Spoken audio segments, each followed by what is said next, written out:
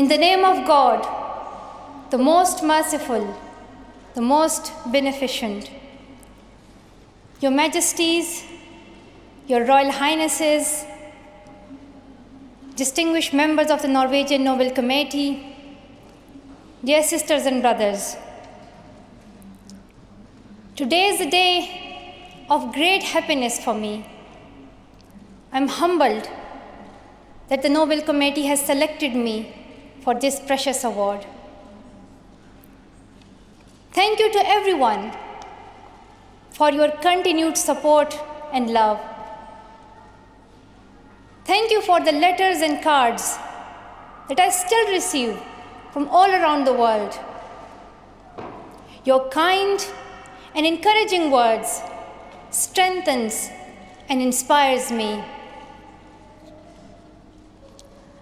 I would like to thank my parents for their unconditional love. Thank you to my father for not clipping my wings and for letting me fly.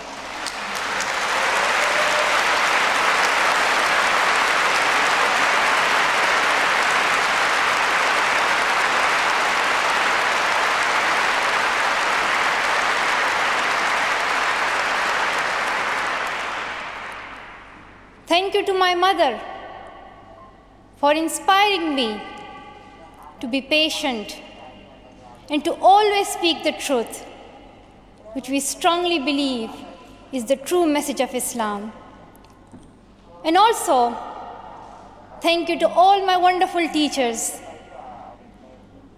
who inspired me to believe in myself and be brave. I'm proud. Well, in fact, I'm very proud to be the first Pashtun, the first Pakistani, and the youngest person to receive this award.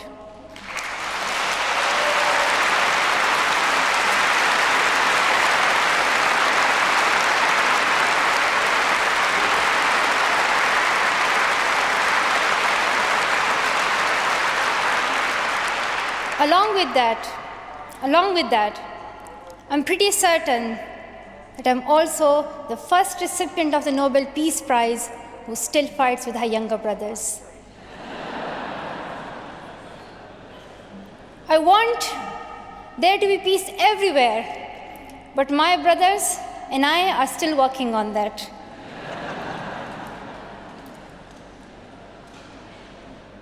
I'm also honored to receive this award together with Kailash Satyarthi, who has been a champion for children's rights for a long time, twice as long, in fact, than I have been alive. I'm proud that we can work together. We can work together and show the world that an Indian and a Pakistani, they can work together and achieve their goals of children's rights.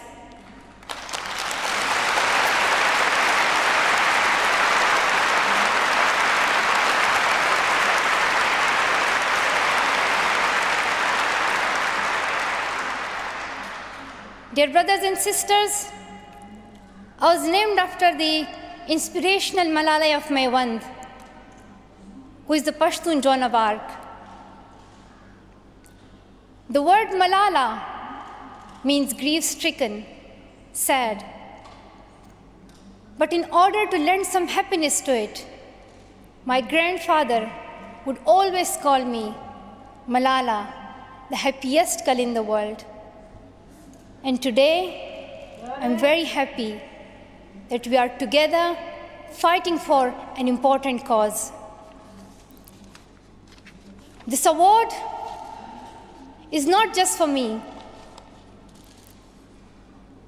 It is for those forgotten children who want education.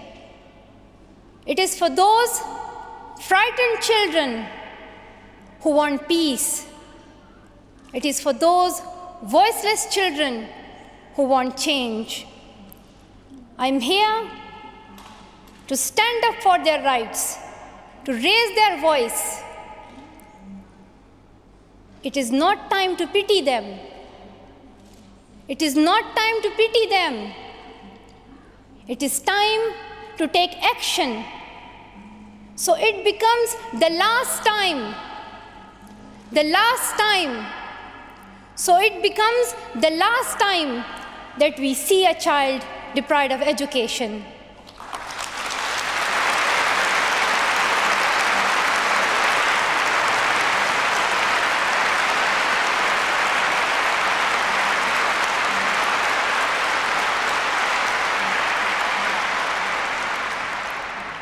I have found that people describe me in many different ways.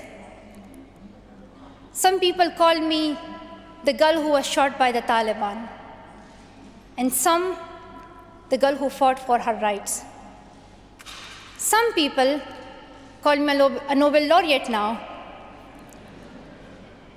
However, my brothers still call me that annoying bossy sister. As far as I know, I'm just a committed and even stubborn person who wants to see every child getting quality education, who wants to see women having equal rights, and who wants peace in every corner of the world.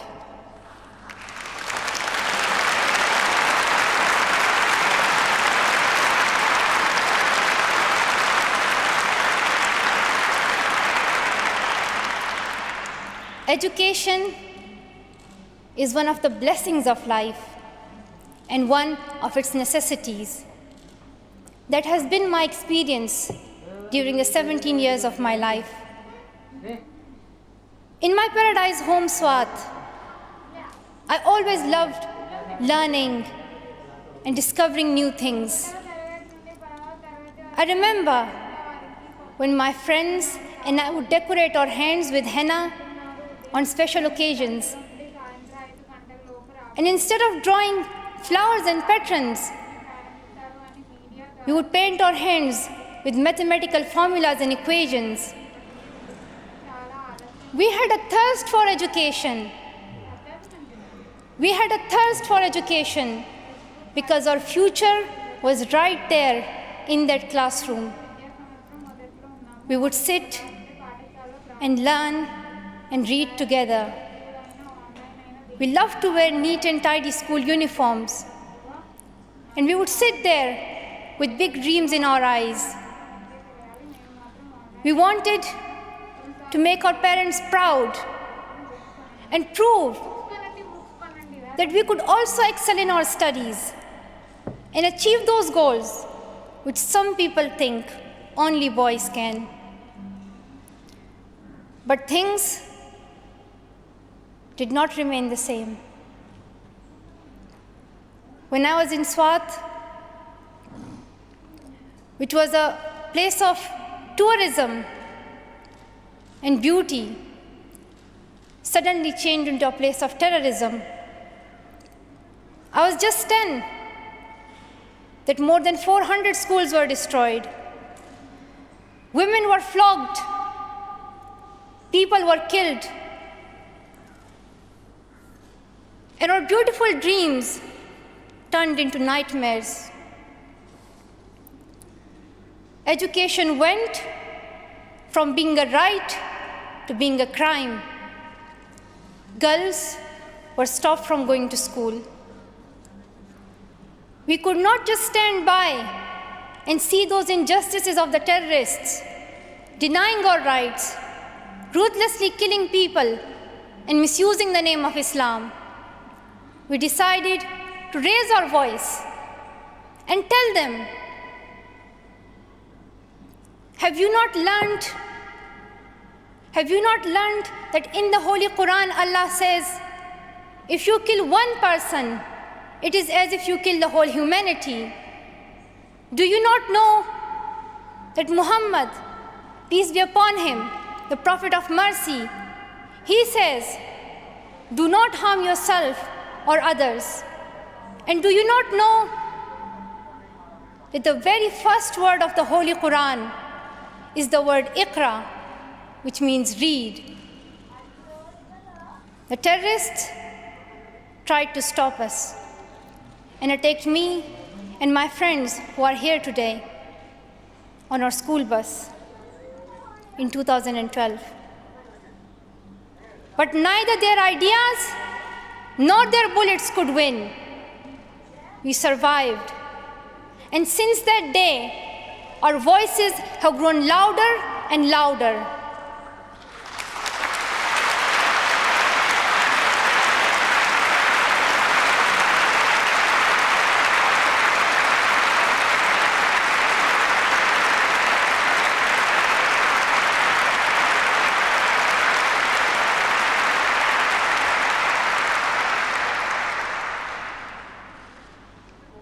I tell my story not because it is unique, but because it is not.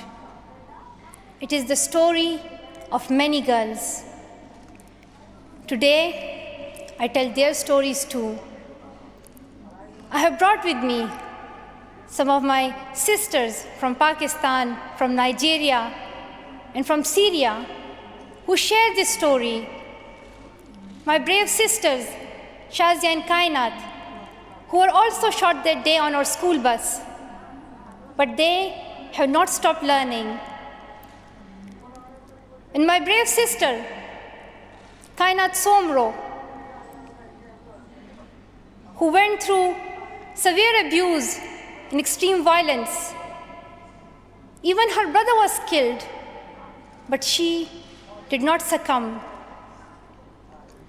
Also my sisters here, whom I have met during my Malala Fund campaign. My 16-year-old courageous sister, Mozoon, from Syria, who now lives in Jordan as a refugee. And she goes from tent to tent, encouraging girls and boys to learn. And my sister, Amina, from the north of Nigeria, where Boko Haram threatens and stops girls and even kidnaps girls just for wanting to go to school. Though I appear as one girl, one person who is 5 foot 2 inches tall, if you include my high heels, it means I'm 5 foot only.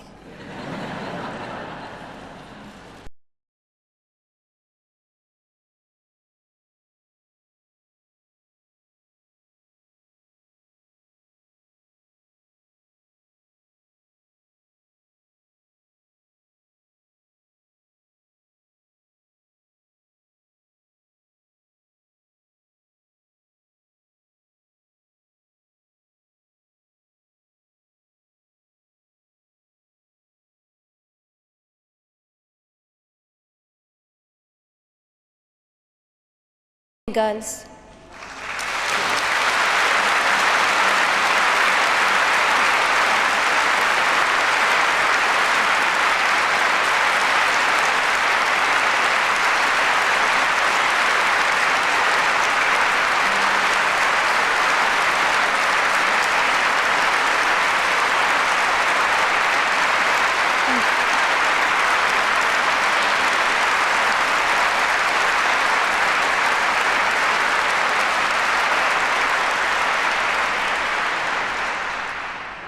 Sometimes people like to ask me, why should girls go to school?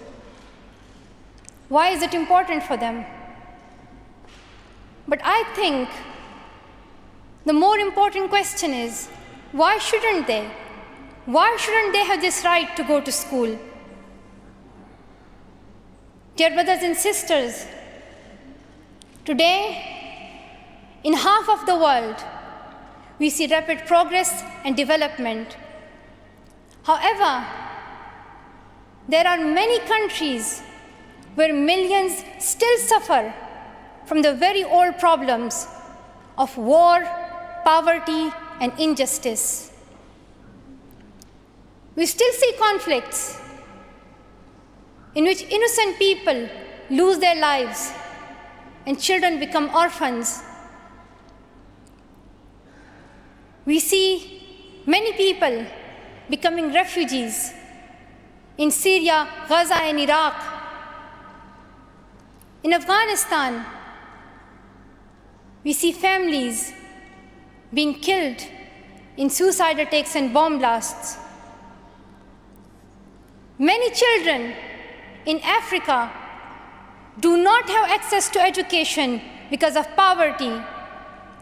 And as I said, we still see girls who have no freedom to go to school in the north of Nigeria.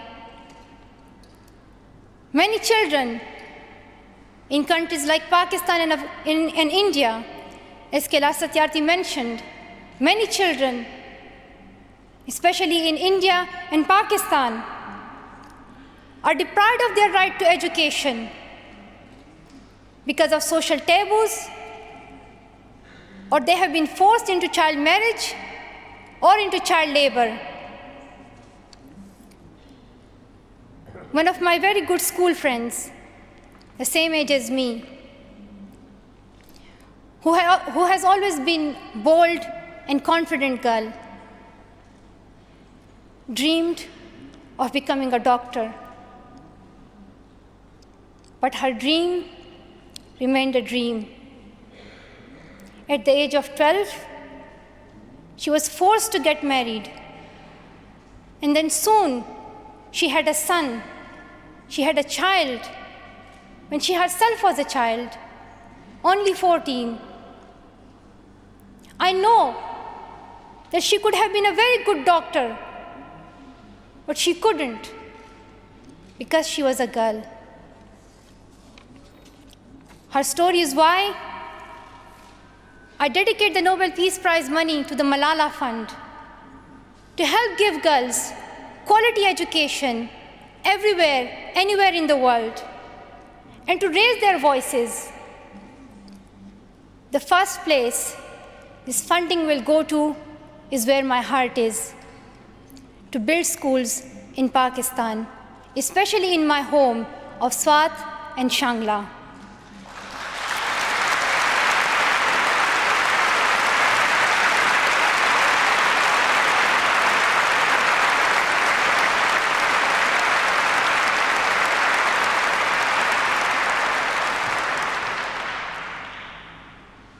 In my own village, there is still no secondary school for girls. And it is my wish and my commitment, and now my challenge, to build one so that my friends and my sisters can go there to school and get quality education, and they get this opportunity to fulfill their dreams. This is where I will begin, but it is not where I will stop. I will continue this fight until I see every child in school. Dear brothers and sisters, great people who brought change, like Martin Luther King and Nelson Mandela, Mother Teresa and Aung San Suu Kyi, once stood here on this stage. I hope the steps that Kailash Satyarthi and I have taken so far and will take on this journey will also bring change, lasting change.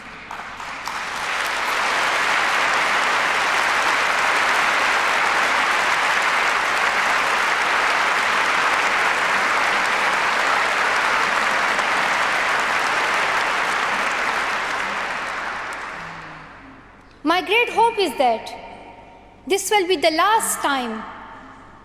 This will be the last time we must fight for education. Let's solve this once and for all. We have already taken many steps. Now it is time to take a leap. It is not time to tell the world leaders to realize how important education is. They already know it. Their own children are in good schools. Now it is time to call them to take action for the rest of the world's children. We ask the world leaders to unite and make education their top priority. 15 years ago, the world leaders decided on a set of global goals, the Millennium Development Goals. In the years that have followed, we have seen some progress. The number of children out of school has been halved, as Kailash Satyarthi said. However, the world focused only on primary education, and progress did not reach everyone. In year 2015, representatives from all around the world will meet in the United Nations to set the next set of goals, Sustainable Development Goals. This will set the world's ambition for the next generations. The world can no longer accept that basic education is enough. Why do leaders accept that for children in developing countries, only basic literacy is sufficient when their own children do homework in algebra, mathematics, science, and physics? Leaders must seize this opportunity to guarantee a free, quality, primary and secondary education for every child.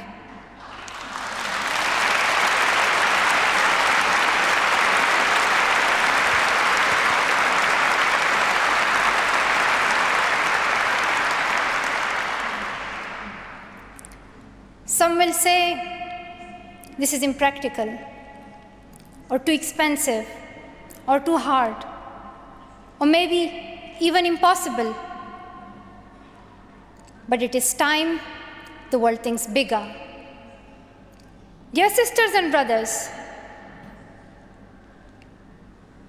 the so-called world of adults may understand it, but we children don't.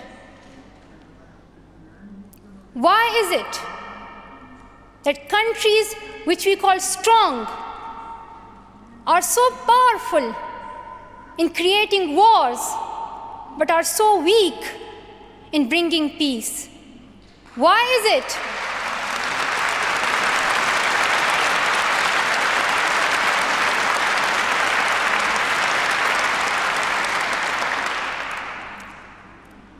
Why is it that giving guns is so easy, but giving books is so hard?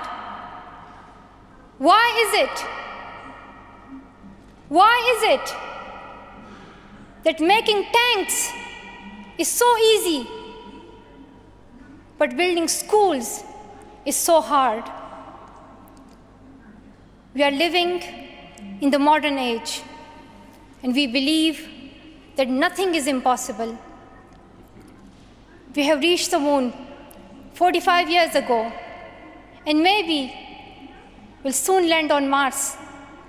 Then, in this 21st century, we must be able to give every child quality education. Dear sisters and brothers, dear fellow children, we must work, not wait. Not just the politicians and the world leaders. We all need to contribute. Me, you, we. It is our duty. Let us become the first generation to decide to be the last. Let us become the first generation that decides to be the last, that sees empty classrooms, lost childhoods, and wasted potentials. Let this be the last time that a girl or a boy spends their childhood in a factory. Let this be the last time that a girl is forced into early child marriage. Let this be the last time that a child loses life in war. Let this be the last time that we see a child out of school. Let this end with us. Let's begin this ending together, today, right here, right now. Let's begin this ending now. Thank you so much.